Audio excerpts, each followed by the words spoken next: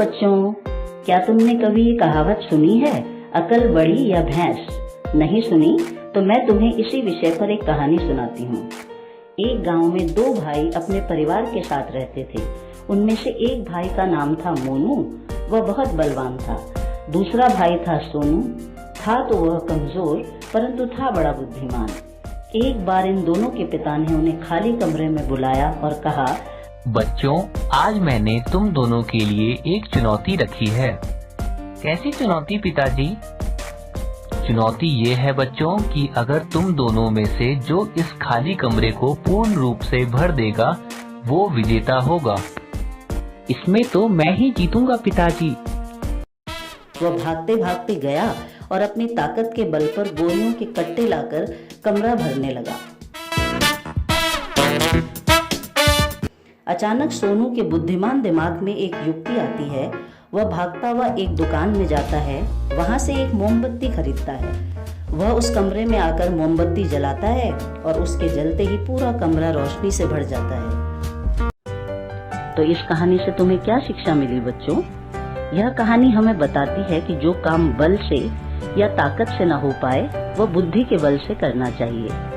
इसे कहते हैं अकल बड़ी कि भैंस, मतलब शरीर शक्तिशाली होने से अक्ल नहीं आती।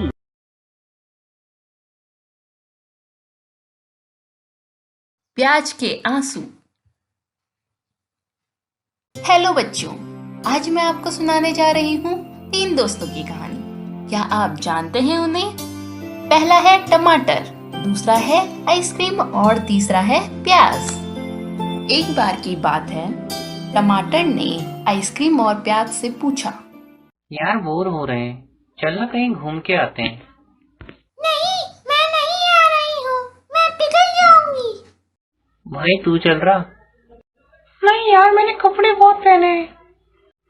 मैं अकेला ही जा रहा हूँ तब। उन दोनों के मना करने पर टमाटर अकेले ही घूमने चल दिया।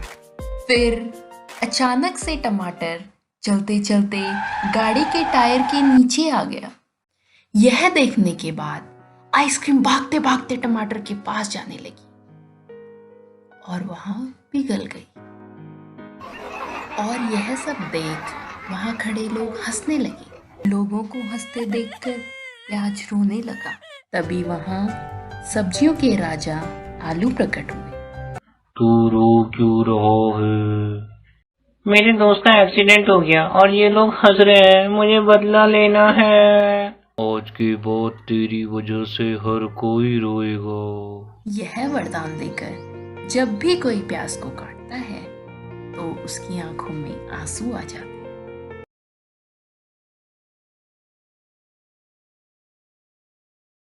एक समय की बात है कि कबूतरों का एक दल आसमान में भोजन की तलाश में उड़ता हुआ जा रहा था। गलती से वह दल भटककर ऐसे प्रदेश के ऊपर से गुजरा जहां भयंकर अकाल पड़ा था। कबूतरों का सरदार चिंतित था। कबूतरों के शरीर की शक्ति धीरे धीरे समाप्त होती जा रही थी। शीघ्र ही कुछ दाना मिलना जरूरी था। दल का युवा कबूतर सबसे नीचे उड़ रहा था। भोजन नजर आने पर उसने बाकी दल को सूचित करना था। बहुत समय उड़ने के बाद कहीं वह सुखग्रस्त क्षेत्र से बाहर आया। नीचे हरियाली नजर आने लगी तो भोजन मिलने की उम्मीद बनी। युवा कबूतर नीचे उड़ान भरने लगा। तभी उसे नीचे खेत में बहुत सारा अन्न बिखरा नजर आया। चाचा, नीचे एक खेत में बहुत सारा दाना बिखरा पड़ा है, हम सबका पेट भर जाएगा। सरदार ने सूचना पाते ही कबूतरों को नीचे उतरकर खेत में बिखरा दाना चुनने का आदेश दिया। पूरा दल नीचे उतरा और दाना चुनने लगा। वास्तव में वह दाना पकड़ने वाले एक बहेलिया ने बिखेर रखा था। ऊपर पेड़ पर तना था उसका जाल। जैसे ही कबूतर दल दाना चुगने लगा, जाल उन पर आ गिरा। सारे कबूतर फंस गए। ओह, यह तो हमें फंसाने के लिए फैलाया गया जाल था। भूख ने मेरी अकल पर पर्दा डाल दिया था। मुझे सोचना चाहिए था इतना अन्न बिखरा होने का कोई मतलब है। अब पछताए हो तो क्या जब चिड़िया चुग गई खेत। हम सब मारे जाएंगे। बाकी कबूतर तो हिम्मत कर बैठे थे, पर सरदार गहरी सोच में डूबा था। सुनो, जाल तो मजबूत है, पर इसमें इतनी भी शक्ति नहीं कि एकता की शक्ति को हरा सके। हम अपनी सारी शक्ति को जोड़ें तो मौत के मुंह में जाने से बच सकते हैं। युवा कबूतर फड़फड़ाया। चाचा, साफ साफ बताओ, तुम क्या चाहते हो? जाल ने हमें तोड़ रखा है, शक्ति कैसे जोड़े? तुम सब चोंच से जाल को पकड़ो, फिर जब मैं फुर कहूँ तो एक साथ जोर लगाकर उड़ना। सबने ऐसा ही किया। तभी जाल बिछाने वाला बहेलिया नजर आया। जाल में कबूतर को फंसा देख उसकी आंखें चमकी। हाथ में पकड़ा डंडा उसने मजबूती से पकड़ा और जाल की ओर भागा। बहेलिया जाल से कुछ ही दूर था कि कबूतरों का सरदार बोला, फुर।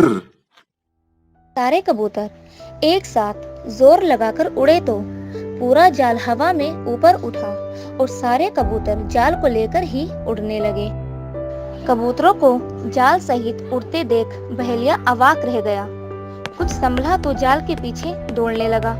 कबूतर के सरदार ने बहेलिया को नीचे जाल के पीछे दौड़ते पाया तो उसका इरादा समझ गया। सरदार भी जानता था कि अधिक देर कबूतर दल के लिए जाल सहित उड़ते रहना संभव न होगा, पर सरदार के पास इसका उपाय था। निकट ही एक पहाड़ी पर बिल बनाकर उसका एक चूहा मित्र रहता है। सरदार ने कबूतरों से कहा, उस पहाड़ी पर चलो। पहाड़ी के ऊपर पहुंचते ही सरदार का संकेत पाकर जाल समेत कबूतर चूहे के बिल के निकट उतरे। सरदार ने मित्र चूहे को आवाज दी। सरदार ने सारी घटना चूहे को सुनाई और जाल काटकर आजाद करने को कहा। कुछ ही देर में चूहे ने वो जाल काट दिया। सरदार ने अपने मित्र चूहे को धन्यवाद दिया और सारा कबूतर दल आकाश में आजादी की उड़ान भरने लगा। सीख: एकजुट होकर बड़ी से बड़ी विपत्ति का सामना किया जा सकता है।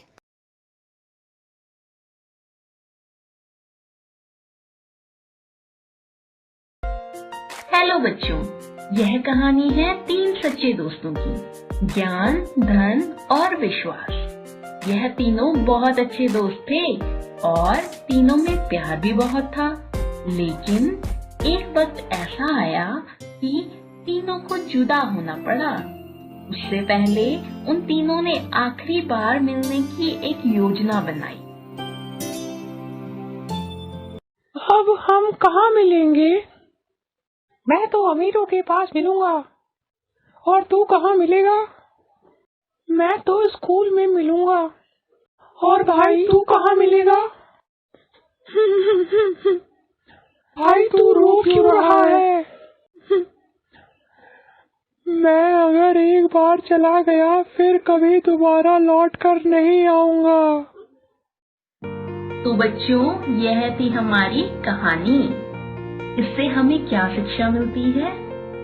इससे हमें यह शिक्षा मिलती है कि अगर कोई तुम पे विश्वास करता हो तो उसके साथ कभी विश्वासघात ना करो, क्योंकि विश्वास एक ऐसी चीज है जो एक बार चली जाती है तो कभी लौट के नहीं आती।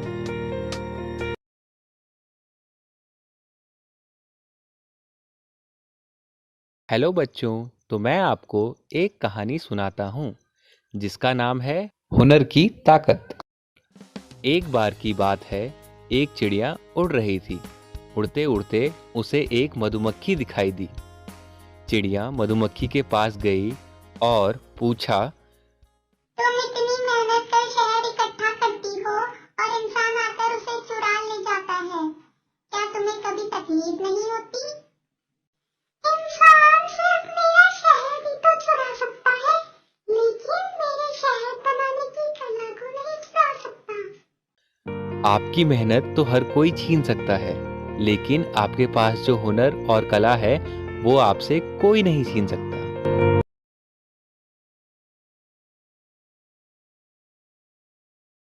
ये कहानी एक नौजवान लड़के की है जिसका नाम है राहुल। तो चलो कहानी स्टार्ट करते हैं। राहुल जयपुर के शहर में नौकरी करता था और वो जयपुर में किसी किराए के कमरे में रहता था। एक बार की बात है, गर्मियों के टाइम वो एक रात ऑफिस में 12 बजे अपने कमरे में पहुंचता है। वो उस रात काफ़ी थक चुका होता है। वो अपना फ़ोन चेक करता है, लेकिन फ़ोन में सिर्फ 5% चार्ज रहता है। वो फ़ोन चलाते चलाते सो जाता है। तभी उसी रात को घड़ी में ठीक 3:30 बजने को थे और अचानक से लाइट चली जाती है। कमरे का पंखा रुक जाता है। उसे गर्मी लगने लगती है। गर्मी के कारण उसकी नींद खुलती है तो वो इधर उधर देखता है, लेकिन चारों तरफ अंधेरा समाया हुआ था।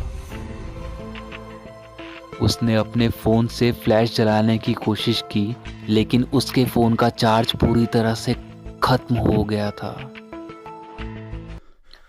फिर थोड़ी देर बाद उसे गर्मी से घुटन महसूस होने लगती है। वो खिड़की खोलने के लिए जाता है ताकि वहां से हवा आ सके, लेकिन अंधेरा होने की वजह से उसे कुछ दिखाई नहीं देता है।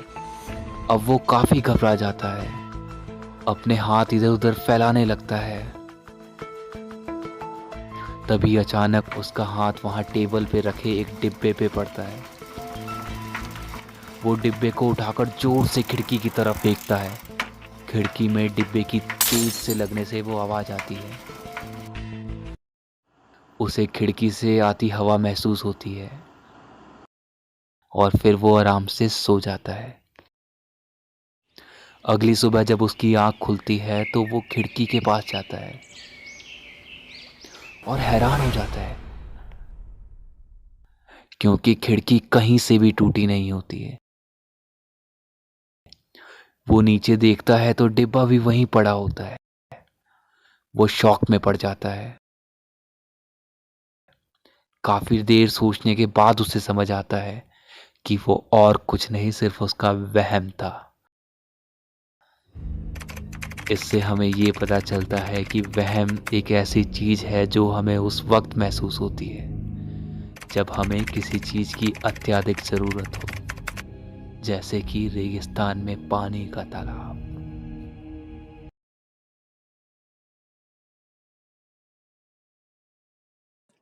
एक समय पहले की बात है। प्रकाश नाम के एक व्यक्ति के बारे में यह सुना जा रहा था कि उसको कभी क्रोध आता ही नहीं है। कुछ लोग ऐसे भी होते हैं जिन्हें सिर्फ बुरी बातें ही सूझती हैं। ऐसे ही कुछ लोगों में से विपिन नाम के एक व्यक्ति ने यह सोचा कि क्यों ना इस अक्रोधी व्यक्ति को क्रोधित किया जाए। तभी विपिन लग गया अपने काम पे। उसने इस प्रकार की एक टोली बना ली और उस प्रकाश के नौकर को बुला के उसे कहते हैं, यदि तुम अपने मालिक को क्रोध दिला सकते हो तो तुम्हें पुरस्कार दिया जाएगा। नौकर तैयार हो गया। वो जानता था कि उसके मालिक को क्या पसंद नहीं है और वो लग गया अपने काम पे। उस रात नौकर ने मालिक का बिस्तर ठीक ही नहीं किया। अब तो मालिक जरूर क्रोधित हो जाएंगे, क्योंकि मालिक को सिकुड़ा हुआ बिस्तर बिल्कुल पसंद नहीं है। सुबह होते ही मालिक ने नौकर से केवल इतना कहा, कल बिस्तर ठीक था। नौकर ने बहाना बनाते हुए कहा, मैं कल बिस्तर ठीक करना भूल गया था मालिक। भूल तो नौकर ने की ही नहीं थी तो सुधरती कैसे। इसलिए दूसरे, तीसरे और चौथे दिन भी बिस्तर ठीक नहीं बिछा।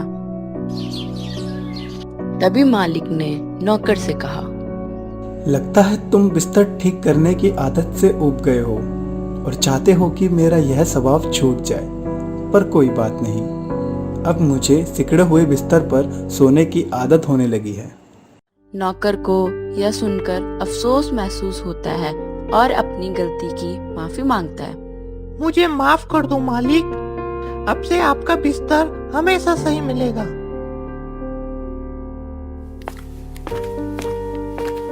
ये बात उस नौकर ने उन सभी लोगों को बताई और उन सब लोगों को भी बहुत अफसोस महसूस होता है। सीख, क्रोध मूर्खता से शुरू होता है और पछतावे पे खत्म हो जाता है। इसीलिए हमें कभी क्रोध नहीं करना चाहिए।